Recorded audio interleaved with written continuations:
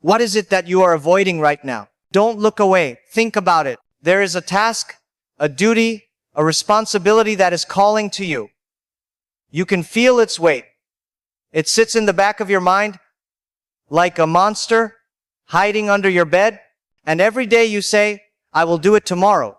You think you are choosing comfort. You think you are giving yourself a gift, a small break, but you are lying. You are not choosing comfort. You are choosing a different kind of suffering, a low-grade, constant, nagging hell of your own making. And the monster you are avoiding, it does not go away. It feeds on your delay. It gets bigger and stronger. Today, we are going to stop lying. We are going to turn on the light and look at the monster. I am not going to give you cheap life hacks. I am going to give you the truth, and the truth is uncomfortable, but it is the only thing that will set you right. Stay with me for this. Because what I am about to tell you is how you stop being a slave to later and start taking control of your life now. So, why do you do it? Why do you procrastinate? It is not because you are lazy. Laziness is a useless word. It is a blanket you throw over a problem you refuse to inspect. We need to look under that blanket. There are 3 core truths about your procrastination that you need to confront. The first truth is this. You are afraid of chaos. Every task you have to do is a little piece of chaos. It's the unknown. Will I do it well? Will it be hard? What if I fail? That is chaos. It is a dragon guarding a piece of gold. Your mind, in its desire to protect you, tells you, don't fight the dragon. It's scary. Let's stay here where it is safe. Let's watch videos. Let's check our phone. Let's do anything but face that dragon. But here is the terrible catch. The dragon does not disappear because you ignore it. It grows. The small email you had to send becomes a mountain of ignored messages. The 1-page paper you had to write becomes a 20-page monster due tomorrow. By avoiding a small, manageable piece of chaos, you invite a huge, terrifying amount of chaos into your life later. You do not avoid the battle. You only make the dragon stronger for a battle that you will eventually have to fight. The second uncomfortable truth. You are betraying your future self. Who is future you? You think of them as someone else, but they are not. They are you, and you have a responsibility to them. When you procrastinate, you are stealing from your future self. You are stealing their time. You are stealing their peace. You are handing them a bill for your current comfort, and you know it. So, deep down, you know that you are making a deal with the devil. I will have fun now, and someone else, future me, will pay the price. This act of self-betrayal destroys your character. How can you trust yourself? How can you respect yourself when you know you are the kind of person who betrays the one person you are supposed to care for the most? You can't. And so you feel weak. You feel ashamed. And that shame makes you want to hide even more. It is a downward spiral. And that brings us to the third truth. You are choosing the wrong kind of suffering. Life is suffering. There is no escaping this.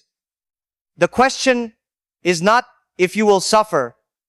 The question is which suffering you will choose. Procrastination is the choice of involuntary, useless suffering. It is the suffering of anxiety in the background of everything you do. It's the guilt that ruins your relaxation. It's the panic when the deadline arrives.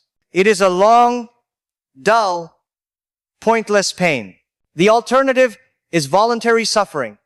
It is the suffering of doing the hard thing, of sitting down and focusing for 30 minutes. It is difficult, but it is meaningful. It is the pain that leads to growth. It is the pain that leads to victory. It has a purpose.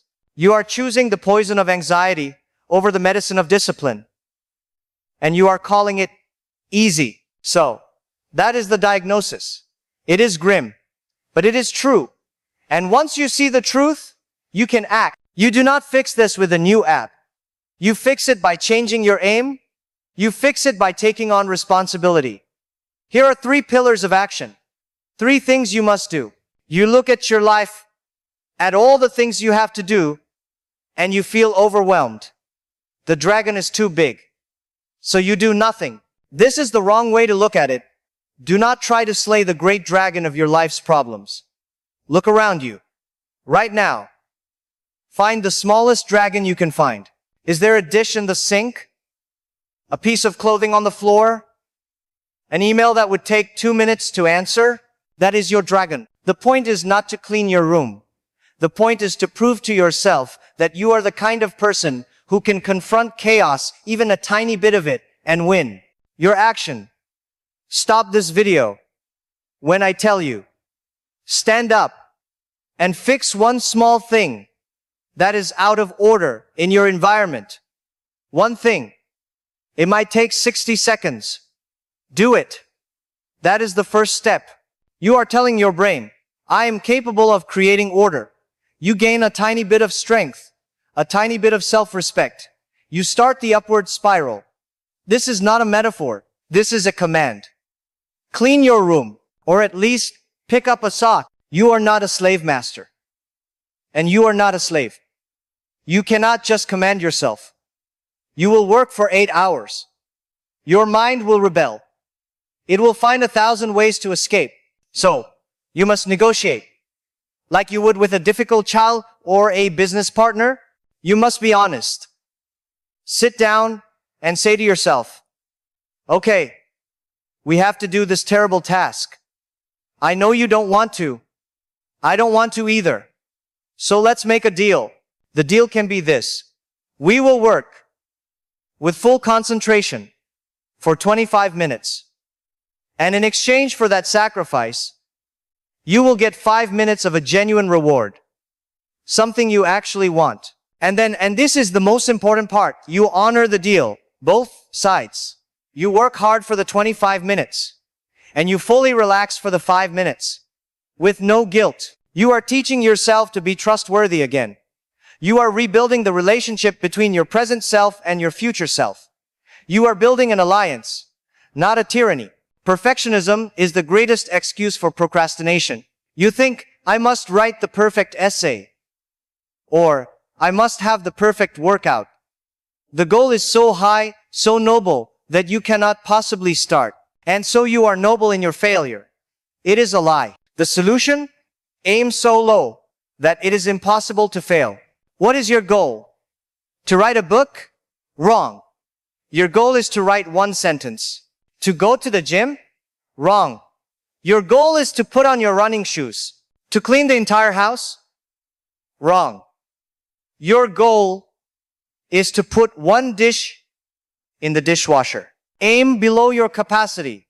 The goal is not to finish. The goal is to start. Starting is victory. Because momentum is a real force. An object in motion stays in motion. Your job is to create the smallest possible push to get the object moving. Anyone can write 1 sentence. Anyone can put on their shoes. Do that. And you will find, more often than not, that the second sentence is easier than the first. And the walk to the door is easier than putting on the shoes. Aim low, but aim and fire. So let's bring this all together. You procrastinate not because you are lazy, but because you are afraid of the chaotic unknown. Because you betray your future self for a moment of cheap relief. Because you choose the long, dull hell of anxiety over the short, sharp, meaningful pain of discipline. That is the sickness. The cure is not a magic pill. It is a decision. It is the decision to slay the smallest dragon you can find. To take back a tiny piece of territory from chaos. It is the decision to negotiate honestly with yourself. To become your own trusted ally. And it is the decision to aim so ridiculously low that you cannot help but start. The tasks you are avoiding are not just tasks. They are your life. Your life is the sum of the things you do or do not do. Each time you choose to do the hard thing, you get stronger. You build character. You arm yourself for the bigger battles of life. Because they are coming. Sickness, loss, betrayal, those dragons are real. And they will find you. Your daily procrastination is practice. You are either practicing being weak or you are practicing being strong. You are either practicing hiding or you are practicing confronting. Which one do you want to be good at when it truly matters? This is a moral decision. It is the most fundamental choice you have. The choice between order and chaos in your own soul. The choice between the path that leads down into resentment and failure or the path that leads up through difficulty to a life of meaning and substance. So my challenge to you is this: stop watching me. Turn this off. Stand up and go fight the smallest dragon you can find. Go put one thing in its proper place. That is how you start. That is how you begin to aim up. That is how you earn back your own respect. Do it now.